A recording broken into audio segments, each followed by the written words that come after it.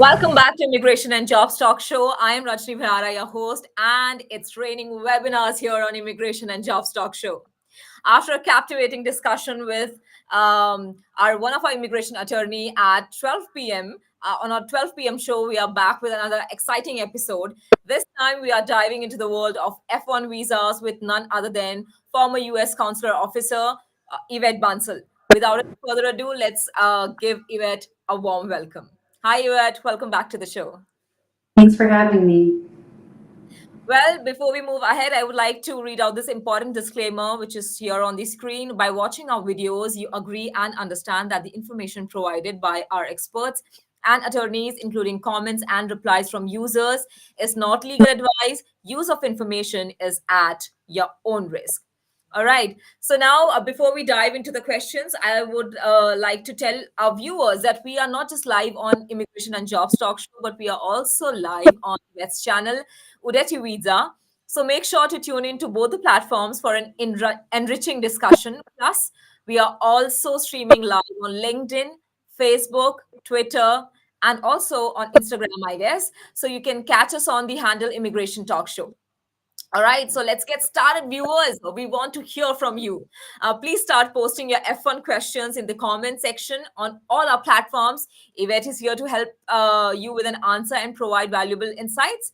So now, Yvette, I would like to come to you and would like to, before I take up, our viewers' question, because I think they still need a time, still need a minute or two to pose their questions.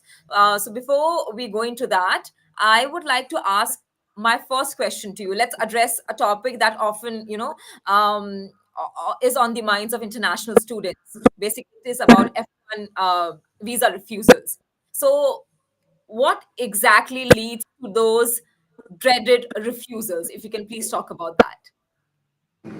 So, the most common reason for an F1 visa refusal is if the applicant is unable to clearly state the reason for why they're attending their program and institution. They need to be clear, well thought out, and personal answer. And the applicant generally gives a very vague and generic answer. And when that is coupled with other factors, it automatically leads to a visa, a visa denial, because the consular officer is unable to assess why this individual is going to that school beyond the generic answers. And then maybe some other factors like finances come into play. So the most important thing you can do for yourself to strengthen your visa application is have a clear, personal, well thought out answer for why you're attending your institution and your school. So I hope that was pretty clear.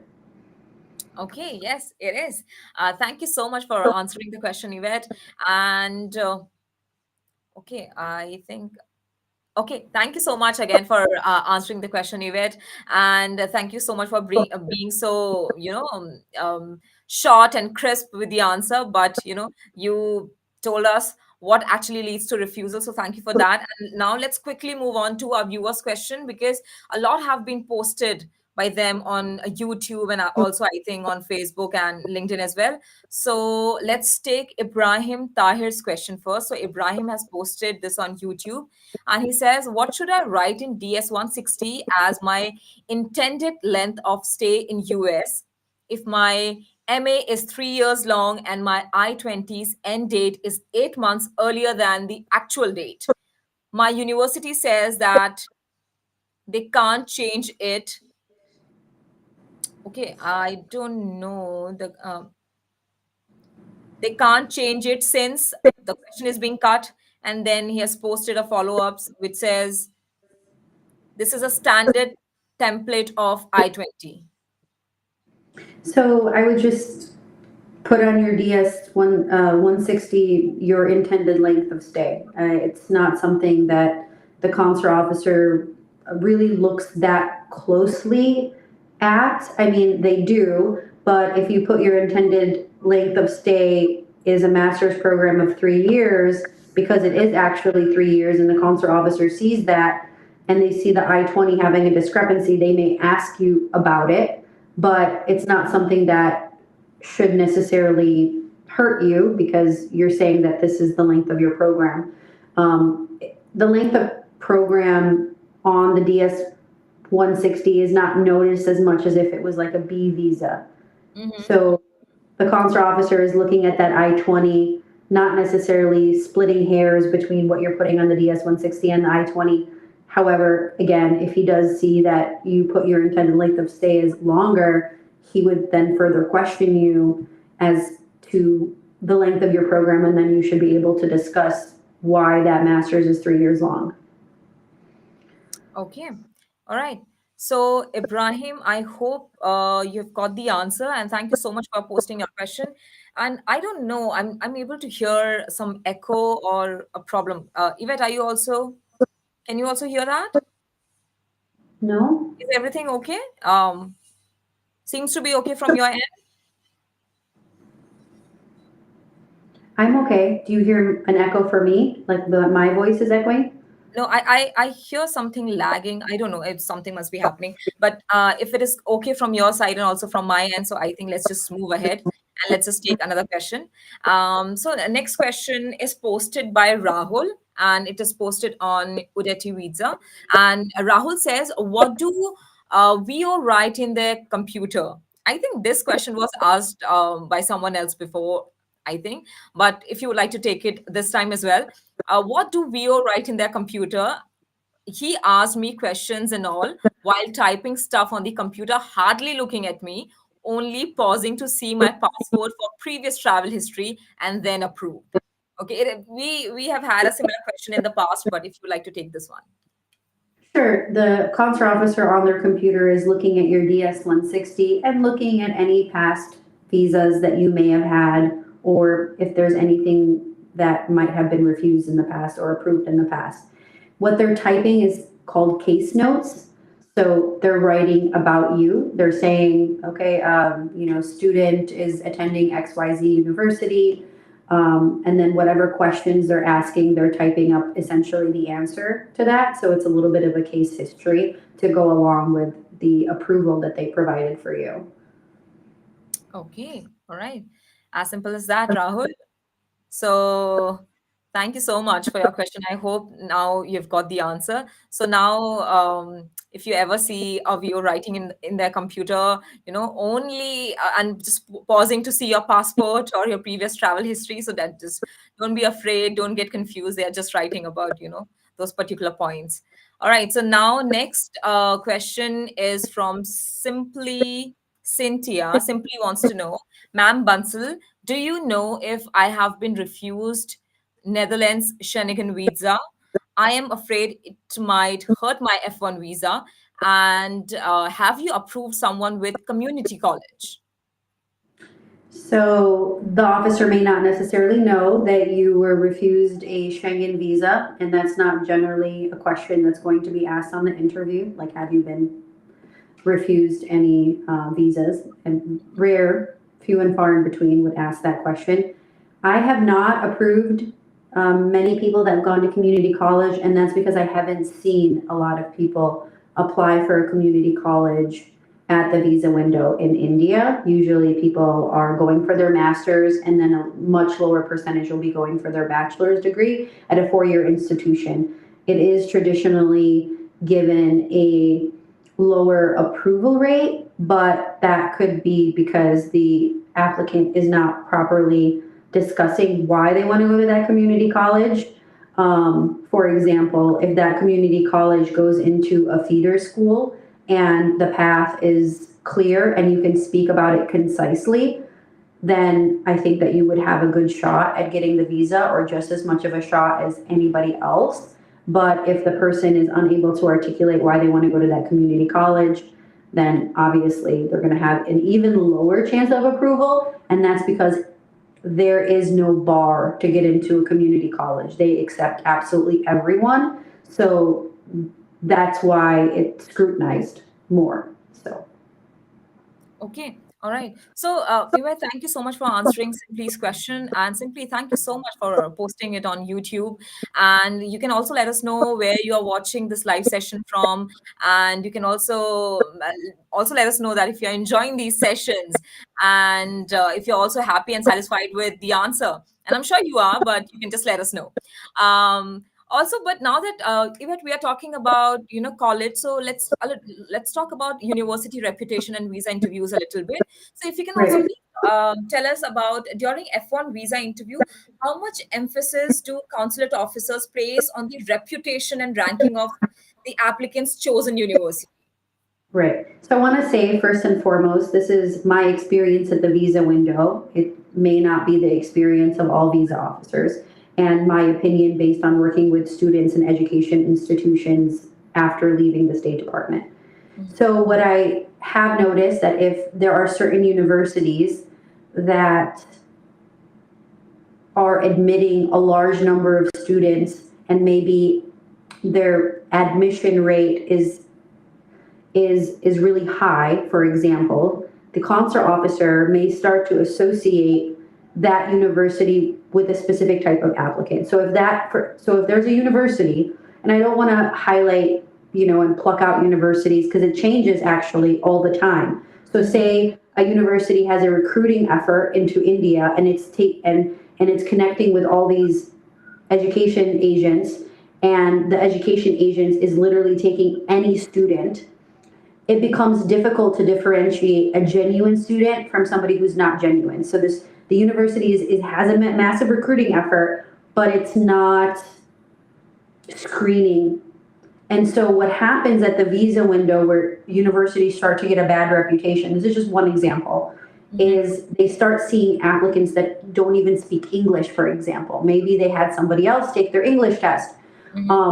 Going to that university. So now if you have a genuine applicant that comes to going to that same university, that university becomes not blacklisted because there's no such blacklist, but it becomes known as a university that is somehow taking in everyone, and it starts to build a poor reputation. So that's one thing.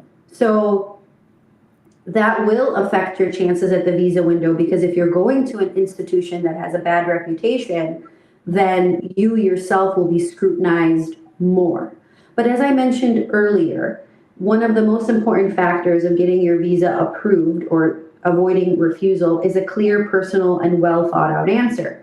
So even if you're going to a low ranking institution, if you're going to talk about rank or you're talking about the levels and tiers, or even if you're going to a community college, again, it's what you are saying about why you're going to that school that's going to help the consular officer determine whether your genuine intent is to be a student.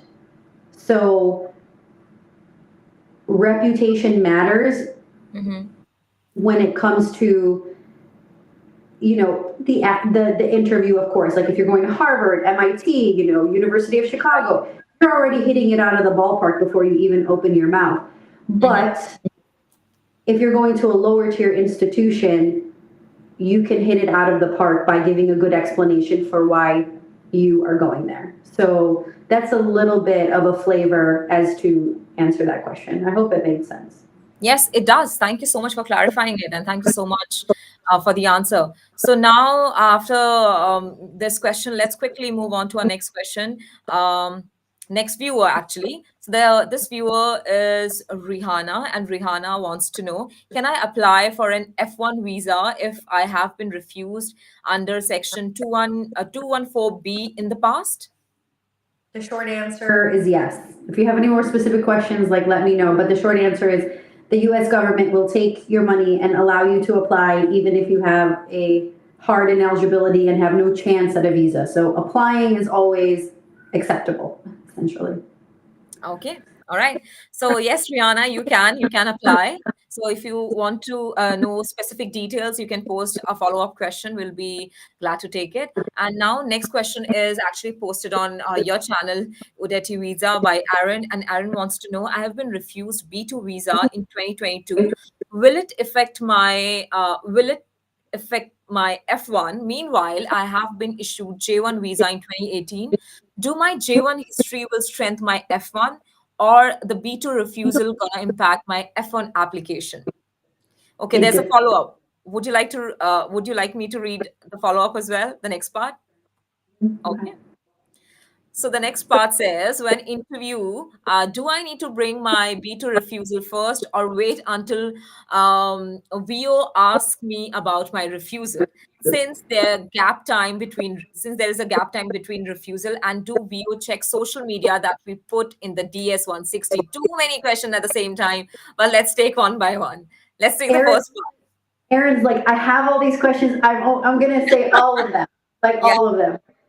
So it really depends.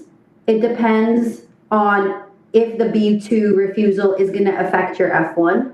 It depends on the reason for that B2 refusal, what that case notes are. Some people have B2 refusals, like say they're an individual going with their family to the United States, but they themselves have weak ties. But when it comes to an F1, they're going to a decent university, they can discuss their major, they're going, for a STEM program, their finances are solid. So in that case, the B2 doesn't affect them. Or they came by themselves and they told the consular officer they didn't know anybody in the United States. They've never traveled outside the United States before and did not really articulate any sort of story. So now that past case note says, single male just going on a leisure trip to the United States, have doubts about that. So you going on an F1, say now you're going to a different type of university and you can't articulate the reasons for wanting to go there. This is a completely different scenario. So this is just an example of it depends. Also, that J1 in 2018 clearly didn't really help you in 2022. So again, it depends. Why did you go for that J1? Was it like an internship in hospitality? And then for a B2, you didn't have enough ties, but now you're going for a master's in hospitality? Okay, maybe that makes sense. But maybe your J1 is in hospitality, your B2, refusal doesn't make sense, and then you're going for an F1 on something totally unrelated. When you're asked a question at the visa window, you're like, I don't know, I think now I want to be a criminology major after doing my hospitality internship. And the officer was like, what? So it depends. Literally, so much depends on. But good questions. The next ones. Okay. So the next part here, yeah, where he says, when interview, do I need to bring my B2 refusal first or wait for VO ask me about my refusal? Since I there would a say, gap. Uh-huh. mhm. And there's a time gap between the refusals. People don't necessarily go to the visa window and say, let me start by talking about my refusal in the past. The reason being is because you have such a small window of time. This is not like a cup of chai with the consular officer and you get to tell them like all the things that you've done on your visas. So you have to begin your F1 visa interview with a punch, whatever that punch is. Like, for example, I'll use the most optimal thing that you went on a J1 for hospitality and now you're going for a master's in hospitality. You can say, I completed my J1 in hospitality. I'd like to get my master's in hospitality. I spent the last couple of years working at the Ritz-Carlton, dot, dot, dot. That you're better off talking about your strengths rather than being like, hey, officer, let me talk to you about this refusal. So I hope that's clear. They do check everything that they do not, they do not check your social media. Okay. Even though you put it on the DS 160. They would only check your social media if they thought you had something to hide or that they want to double check something. They're not regularly checking people's social media. They don't have time to go follow you on TikTok. Like, Of course, of course. that's not allowed in India. They don't have time to go follow you on Instagram. Absolutely. So, Aaron, they are not going to check your social media. So, well, you can post whatever that you want if you're worried about that. So now let's quickly move on to our next viewer. So the next viewer is, okay, I think Dr. Javaria Haq. Okay, let's take Dr. Javaria Haq. So he says, being a Pakistan, he has too many questions posted, so I'll read just one by one. In this part, he says, being a Pakistani national, my wife got a fully funded position and appearing as family with husband and two kids at Abu Dhabi Embassy. Husband will go for 1 month to support in settlement and return back to continue his job while I will manage kids with the support of daycare. Hmm. A petition was filed for husband as a derivative beneficiary, which was approved in 2010, but his parents refused to pursue it further as they were settled in home country. Now petition is finished and mother also died, who was a principal beneficiary. The last part is, what is your input and advice on our case? What do you have to say, Yvette? So I would say be prepared for the O1. Have all of, if you have publications or whatever the reason is they received the O1, obviously be prepared with that petition, be prepared with supplemental information to back up that position, whether it's news articles, research papers, be ready to articulate exactly why that O1 has been issued. Give no pause to any of the questions related to the credibility of the O1. I don't see a reason why the past green card petition should impact your O1. So O1s are petition based. You can't just be 214B under an O1. That petition would need to be revoked based on the consular officer essentially not believing that you are deserving of that extraordinary category. So you have a little bit of slack. It's not that easy to dismiss you at the window. So I would just say be really prepared and to prove your extraordinary status. And as soon as the O1 is given, the O2 is just a follow-on. So essentially for the O2, all that needs to be proven is that you're actually married. So bring your marriage certificate, pick wedding pictures. And so as soon as the consular officer is satisfied that the O1 is indeed warranted, then they'll ask questions about your marriage, and as long as that's fine, then the O2 is fine too. Okay. And anything that they should not do? No, I think you just need to be extra prepared and have those documents so that you're not going to go into 221G for like marriage certificate or pictures or publications, and just make sure that you're able to articulate what makes you so extraordinary. Like now is not the time to be humble at the visa interview. I tell that to F1 students, but if you have an extraordinary visa, talk about how extraordinary you are. Don't be humble.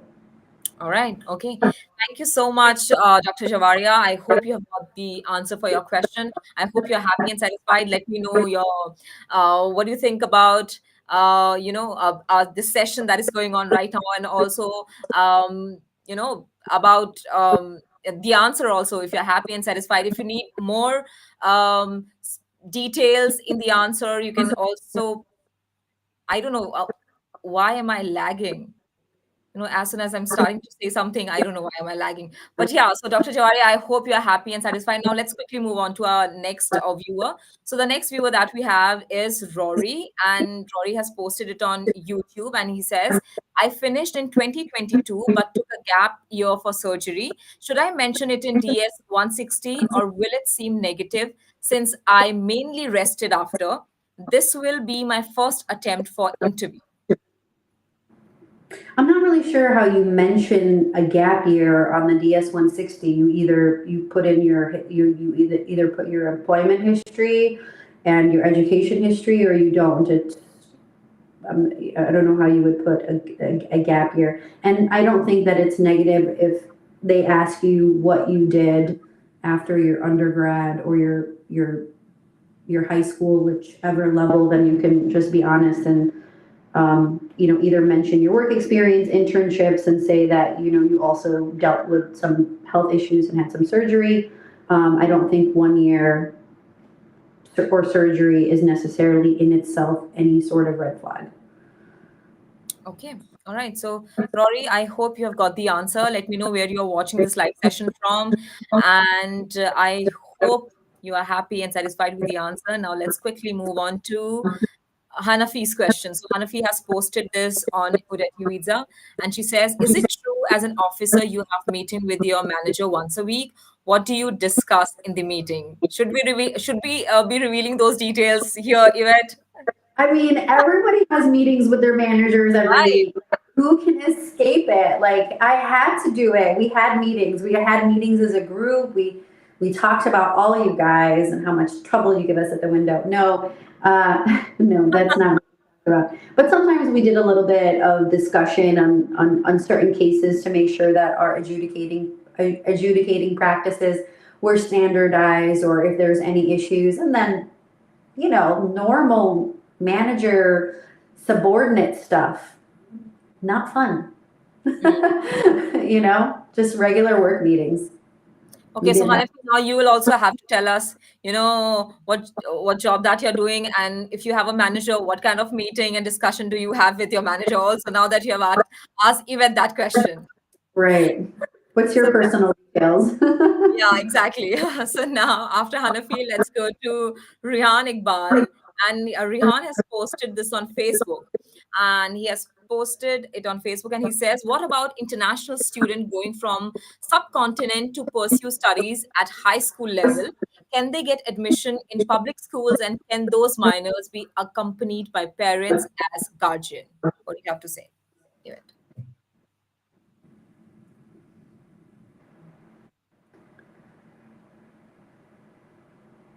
Okay.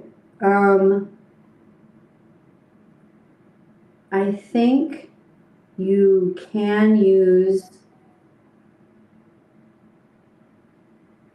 I might have to come back to you on that. The question about public schools, unless you have I know that you can study as a high school student. Uh, However, or if you want to take some time, you can think about it, Yvette, and maybe we can move on to the next question, and we can come back maybe after some time to answer this one. What do you say? I mean, I can definitely answer the second portion. Okay. Admission into public school requires you to be a resident of that public school. So it would make more sense if they were pursuing high school in some prestigious international school. Whether or not it's on an F1 visa, that I would have to come back on. I don't see, I hadn't seen a lot of this case. And technically, if they were gaining admission on the high school level, again, public school would probably be out of the question. You probably would not get a visa if it was a public school. That would not make sense to the consular officer. How did you gain residency? Why would you be going to a public school? But again, if it was like a very prestigious private school, then maybe that would make sense. And in that case, you would be very financially well off, obviously, because those schools can be more expensive than college. And only if you're very well off are your parents going to be sending you to such a school. In that case, parents can definitely go, but as B1, B2s. So a little bit of clarity on that. Some portions of it not very clear, and I don't want to misspeak, but yeah, that's a general answer. Okay. Okay. All right. So, Rihan, thank you so much for posting the question on Facebook, and thank you so much for watching it on Facebook. I hope you're happy with the answer. And also let us know where you're watching this live session from. All right, now let's quickly move on to next viewer. And the next viewer's name is Frontman Gaming 2.0. Okay, so Frontman wants to know, does ranking of the university matters to visa officers?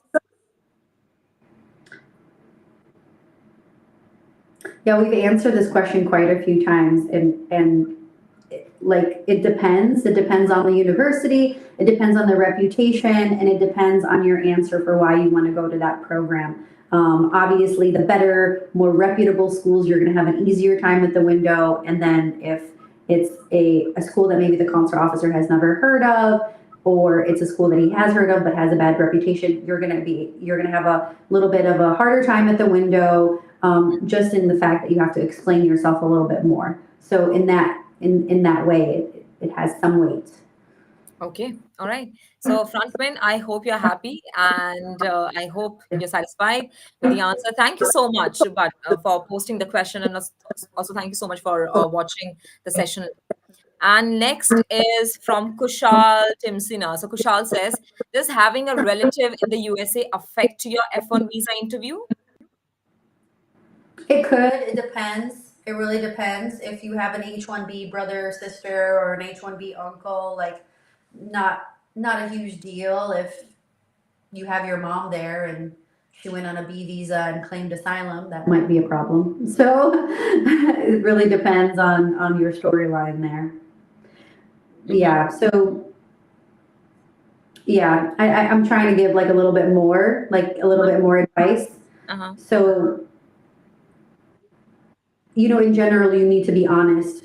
I mean, not in general, you need to be honest with the consular officer about your relatives that are in the United States, but don't feel obligated to mention relatives that you never talk to, or just know on Facebook.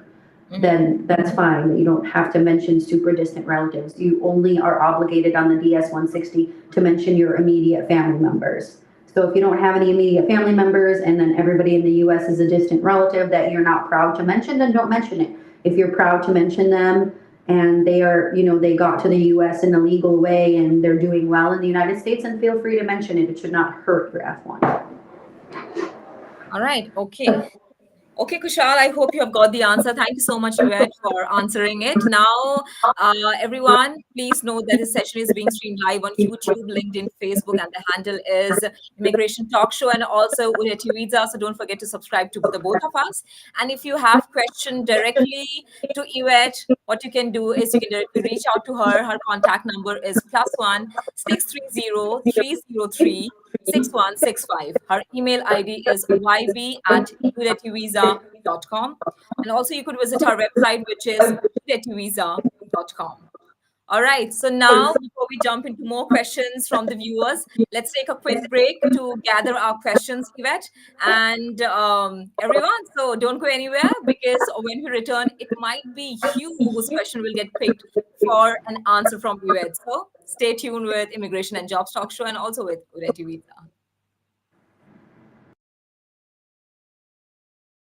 You an IT consultant seeking a new opportunity? We offer job placement services for US citizens, green cards, EADs, and visa holders. We also sponsor various work visas like H-1B, E3, TN, and green cards. 20 plus years of experience in the industry.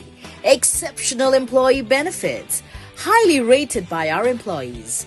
Global presence with 200 plus recruiters and direct clients.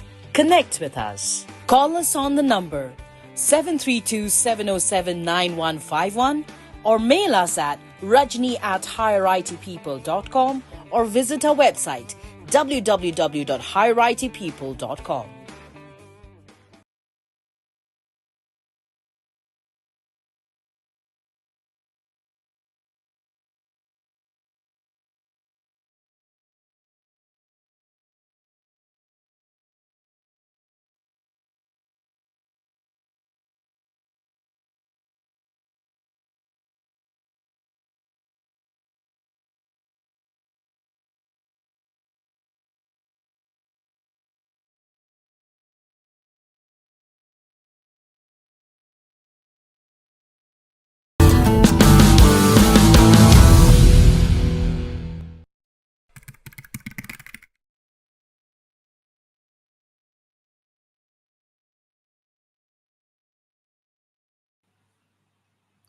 Welcome back, everyone. I hope you're ready for an engaging Q&A session again with Yvette on F1 visas. So please note that we are live on YouTube, LinkedIn, Facebook, Twitter, and the handle is Immigration Talk Show and also Udeti Visa. So don't forget to subscribe to the both of us. And if you have any questions regarding F1 visa, so please comment your questions. And all right, so now let's again move to the viewers' question, Yvette, and let's quickly take these questions which have been posted by the viewers. So let's take Sarah's question. So Sarah wants to know: does the VO looks up our university's website when they see the name of a university on I-20? What do you have to say? I can tell you what I used to do. I used to Google the university and I used to see the graduation rate and the acceptance rate of the university. And so if I saw that your university accepted 95% of the applicants, but like 5% of them graduated, that would be bad. So the consular officer can do whatever they want. they can do whatever they're comfortable with. And so if they look at your university and they ask you, why do you want to go get a degree in physical therapy, and you tell them about some class and they want to Google that and verify it, then they will. So is it a common practice? I think it just really depends on the VO. Okay. All right. So, Sarah, I hope you've got the answer, and I hope you're happy with the answer. Now, let's quickly move on to Usman's question. So, Usman has posted a couple of questions. I think it is in different parts. So, let's take it one by one. So, he says, I filled DS 160 along with my wife, who is an F1 visa applicant of PhD position at USA. I mentioned intent of travel from August 7 to September 7. But when I apply NOC leave letter from my company, then they allow only for 20 days starting from 15th July to 5th August. The program start date is 14th August. Will deviating from DS 160 make a problem? I am planning to go for 1 month and continue my job. You mean you will work from the United States remotely? Usman, if you can please clarify if this is what you are trying to say. So you'll need to be able to explain how long you're going. Consular officers may or may not look at your leave letter. So if you say you're going for a month, the consular officer is going to say, what about your job? You can say, I have leave. And that might be enough. But if you say 1 month and the consular officer says, who lets their person leave for 1 month, you are now in a position where you're not able to be truthful, because your intention to work from the United States is not acceptable on that F2 visa. So you're going to have to figure out a way to communicate to the consular officer where it makes sense. And that answer could be that maybe you're just going for 20 days and you'll be using the F2 visa appropriately. So either you can correct the DS 160, or if the consular officer asks you, you can just say 20 days and you have the appropriate leave letter for that. That would probably be the safest route. Okay. All right. So, Usman, I hope you're satisfied with the answer. If you want more details in the answer, you can please post your questions again with more specific details in the question, so that Yvette can help you better with a better answer. So, Frontman, who you answered, Yvette, says he's watching us from Nepal. So, hi to you, Frontman. I hope you're enjoying. I hope the weather is good in Nepal right now. And Kushal is again back. Kushal says, is mentioning unemployed on DS 160 a red flag kind of a thing? Not necessarily. If you have graduated from your undergrad and going for your master's and you haven't had a job because you're preparing to go for your master's right away, then it's not necessarily a red flag. It really depends on your story. Okay. Then it is not a red flag. Or maybe No. it depends. No. It shouldn't be, it's not a red flag, but if you're unemployed and you've been unemployed for a really long time and you're trying to go for a F1 visa and you've been unemployed for 4 years and you have no explanation for it, then yes, it's a red flag. But if you're unemployed and it's just regular course of life, then no, it's not a red flag. Okay. All right. So, Kushal, then if the expert says it's not a red flag, then it's not a red flag. So you should be happy about it then. So Mr. Jutt is here, and Mr. Jutt wants to know, does visa officers make up their mind before interview about approval or disapproval, or do they have your internet browsing data?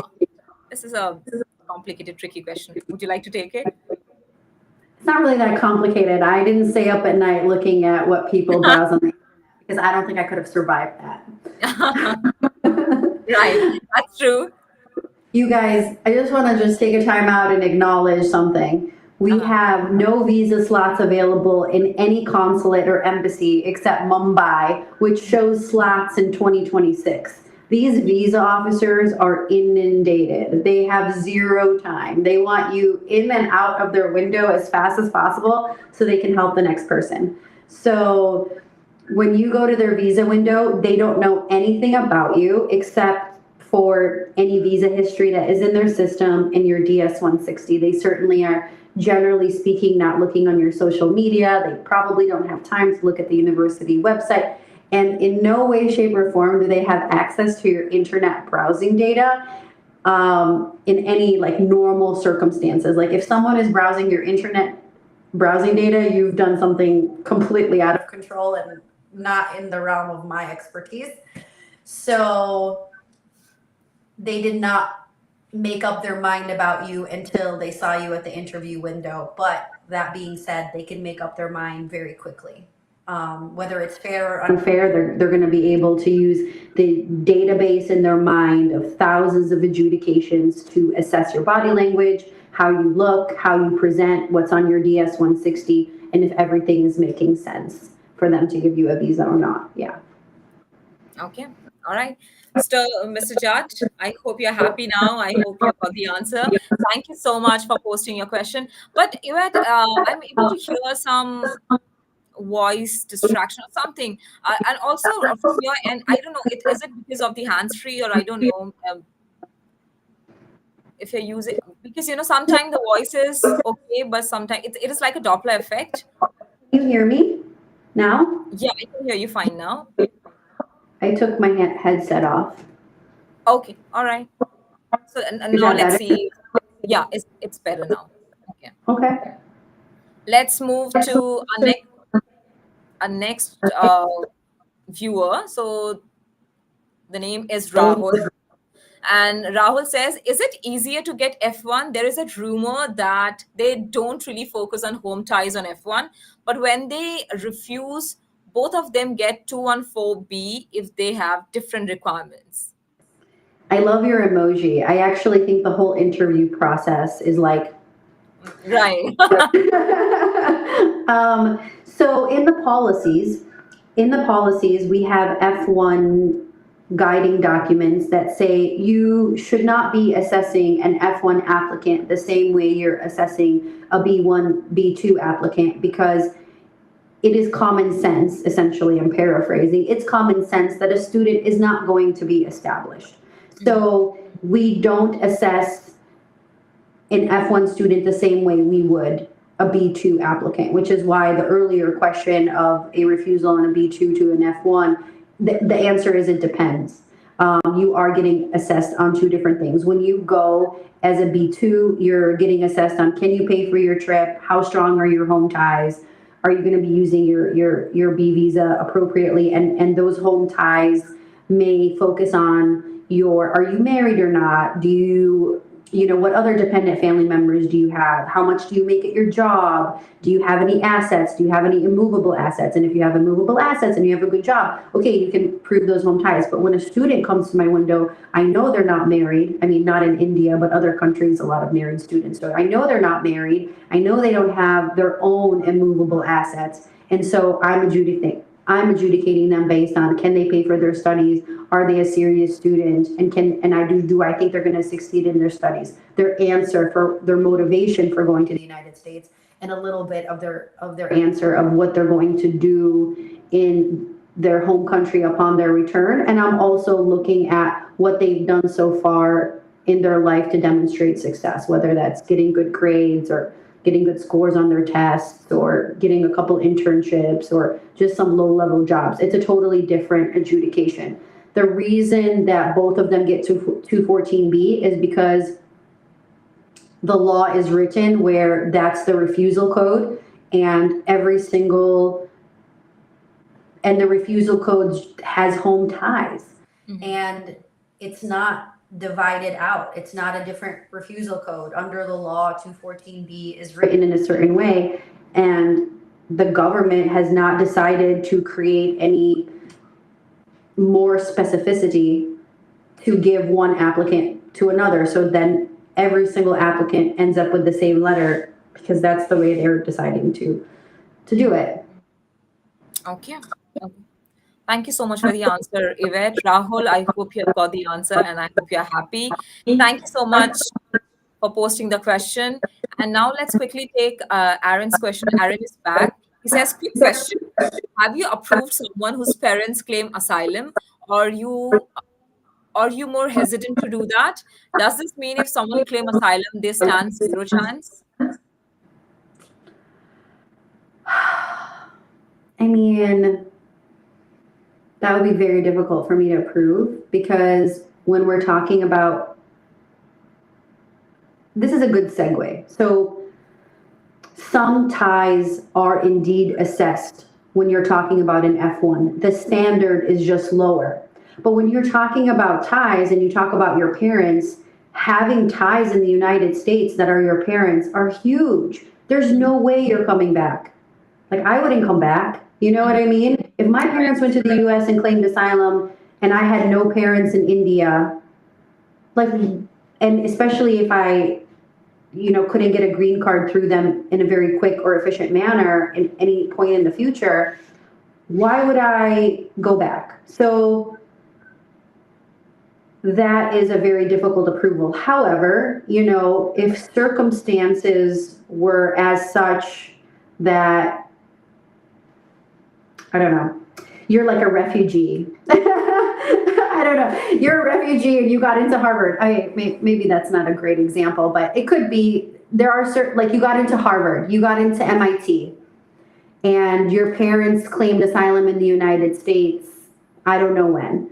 But if you got into a top school and you really demonstrated that you're this excellent student, then maybe I would think the student might do STEM OPT and maybe legally get an H-1B.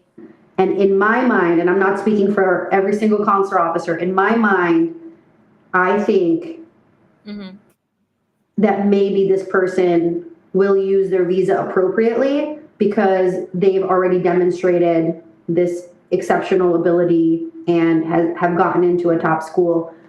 I would ask them about their future plans. I would assess whether or not I believe them, but certainly there would have to be extraordinary circumstances for an F1 student to get an F1 visa with such strong ties in the United States. Okay. Okay. Aaron, thank you so much for posting your question. I hope you've got the answer. And because we are getting a lot of question, okay, so let's quickly move on to Mr. Jutt again. And Mr. Jutt says, I am from Pakistan, Punjab. And do I have more chances of approval if I give an interview in the embassy of Dubai, where refusal rate is very low? If you've had a prior refusal, I wouldn't recommend leaving your country. In terms of your chances, if you go to a third country, it really depends on how the strength of your interview. It really depends. But make sure that if you have that, if you're going for an F1 student, you're converting things into dollars. And if you have grades that you're converting them into GPA, they are not going to understand your country's currency and education system as well as in your own country. And yes, it could be a harder acceptance in a third country, but not necessarily. There are a lot of people that are getting visas leaving their country. So that depends on you and the strength of your profile and how you're showing up. Okay. All right. So, Mr. Judd, I hope you've got the answer. Thank you so much. Much love to Pakistan and also to you. Thank you so much for watching this live session. Don't forget to subscribe to Immigration and Jobs Talk Show and also to Udeti Visa. And always keep on watching our webinars. And Hanafi is back. And Hanafi also has a comment, but it is not a question. She says, both of you wearing the same blue clothes. Rajni look the best with the green button-down shirt. So charismatic. So does Yvette. Thank you so much, Hanafi, for such a lovely comment. Thank you so much. Much love to you. And now let's move to Ibrahim's question. So Ibrahim is back again and he says, I'm slightly confused, ma'am.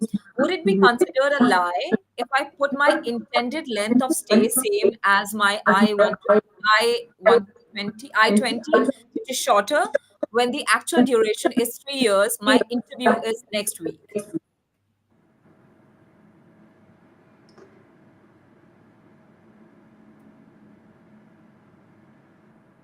I would just, I mean, I don't know if it would be considered a lie just because it's already on your I-20. However, if the actual duration of your program is 3 years, just put three years and explain your program. Know your program. Explain to the consular officer why the program is 3 years in duration if it comes up. Most likely, they're just going to look at the I-20 and assume it's a 2-year program because it's highly unusual for anything to be a 3-year program. However, you can put the 3 years as it is the truth, and when they ask you about your program's duration, if that comes up, you have an answer for them. So just put the true thing. If it's a 3-year program, just put it's a 3-year program. It's fine. Your intended length of stay is 3 years. Some people put 3 years or 4 years because their intended length is including like OPT and whatever else they want to do in the United States. Most likely this will not come up. They'll just look at that I-20. So don't stress too much about it. Don't overthink it. Okay. All right. So Ibrahim, don't think too much about it. Just relax, keep your calm, and do the interview next week. And I wish you all the very best for it. I hope you crack it. So let's move to Rory's question. Rory's again back. He says, how does visa officers' mood and biases influence visa outcomes? Some officers seem stricter and reject more visas. It feels like they have a higher rejection rate than others. Why is that? I think we have had such similar questions in the past also, Yvette. I think people really want to know why are officers so strict. So would you like to take it?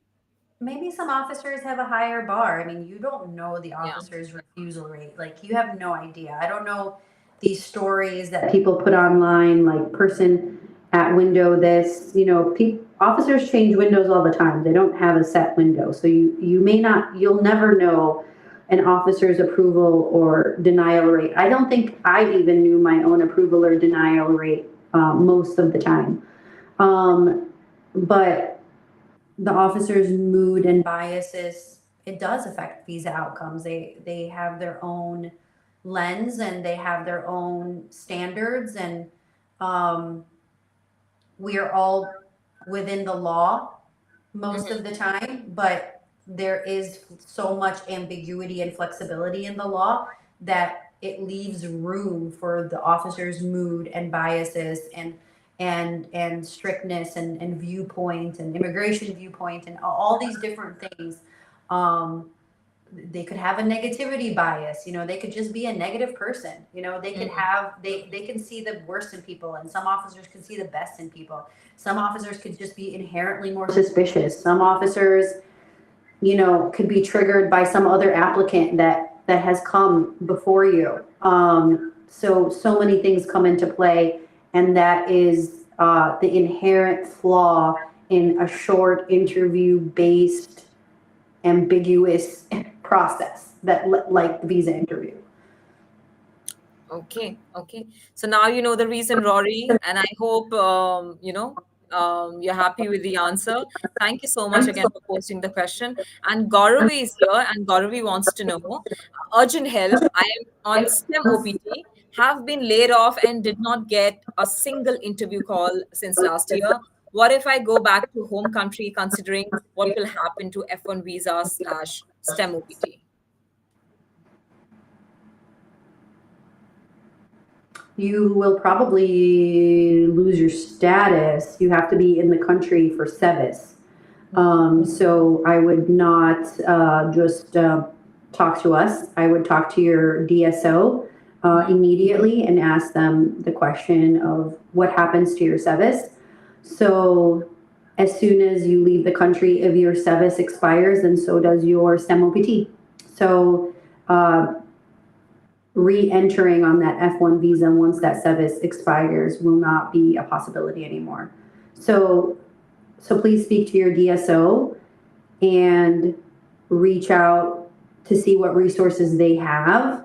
I think there is, and I heard this on a talk show actually, so verify this, but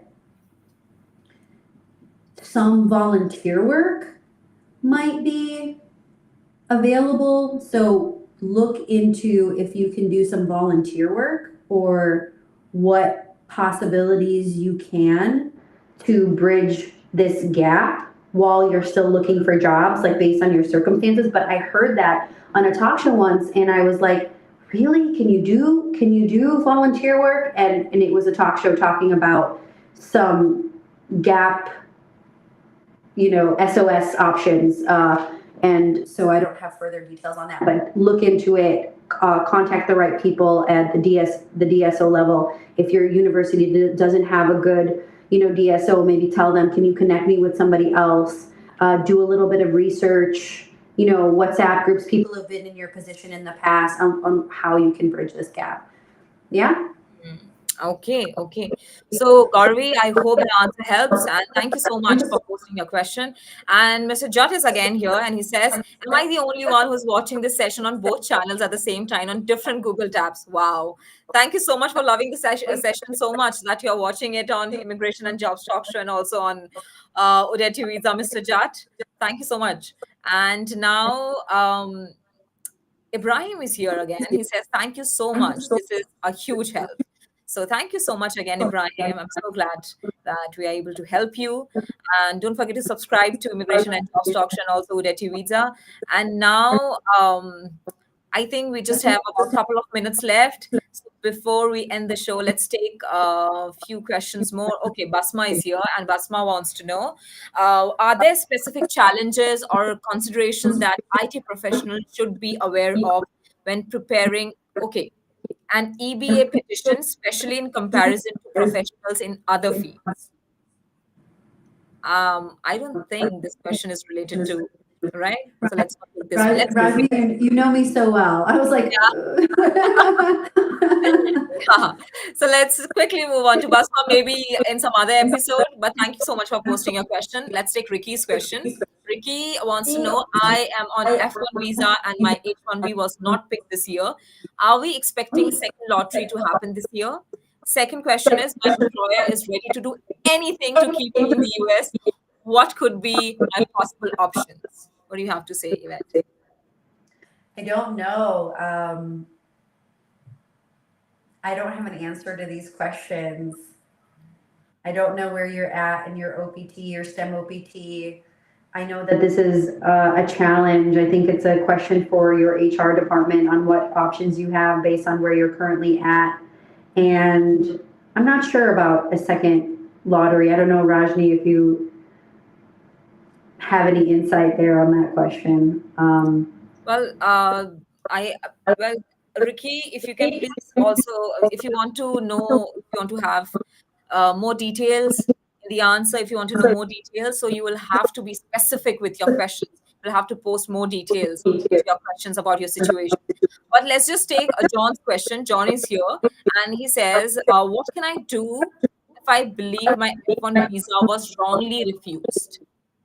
There's no recourse. There's really no recourse. All you can do is be prepared and try again. I want to give a plug at this point. So I am doing a webinar, an F1 webinar, which is 2 hours long. The first hour is how to answer interview questions, how to frame interview questions, what to expect in the visa interview. And the second answer, we'll let people be on audio and ask their questions.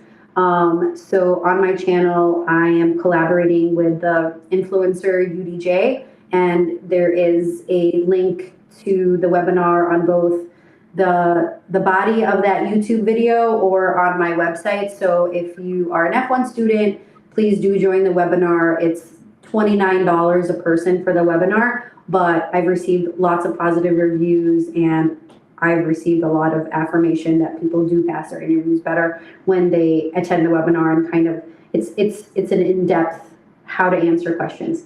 So back to you, the only way to overcome this F1 refusal is to go ahead and really ace the visa interview the next time around. There's no recourse, unfortunately. Yes, also there's a ticker running down below on the screen. If you can see, it says academy.udj.com/F1 Visa Masterclass. So you can join through this link. All right, so before I let you go, it's already 3, but before I let you go, one last question, Yvette. Alia wants to know, I am an F1 student. I'm going to graduate in 2 weeks. I'm going to start my master degree in the fall, but my student visa expires in December. What do you guys recommend me to do with my visa?